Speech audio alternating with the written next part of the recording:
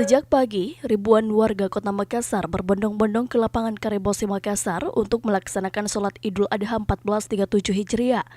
Di lokasi ini nampak Gubernur Sulsel Syahrul Yassin Limpo, Wali Kota Makassar serta jajaran pejabat Pemprov dan Pemkot Makassar melaksanakan sholat Idul Adha.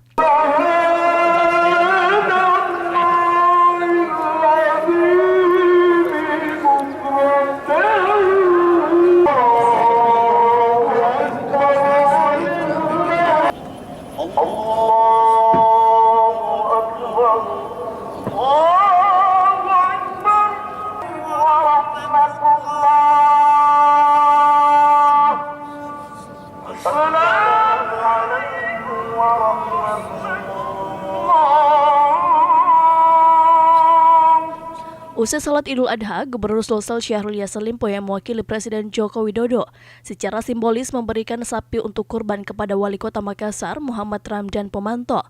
Sapi yang dikurbankan oleh Presiden Jokowi ini memiliki bobot 800 kg. Sapinya Pak, talinya Pak. Saya terima Bapak Gubernur, insya Allah saya akan.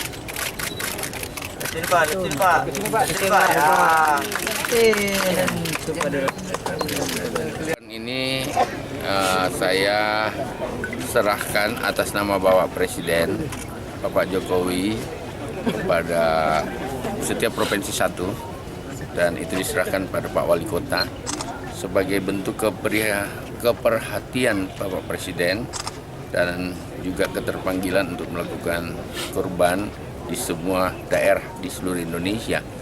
Oleh karena itu memang secara fisik beliau tidak ada di sini, tapi saya sebagai wakil beliau di wilayah, Pak Wali Kota, wakil Presiden di daerah, tentu saja menjadi bagian-bagian dari Bapak Presiden untuk menyampaikan Idul Kurban itu agar masyarakat bisa menikmati Idul Adha dengan baik.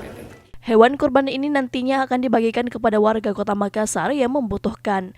Ilham Cepi, Fajar TV.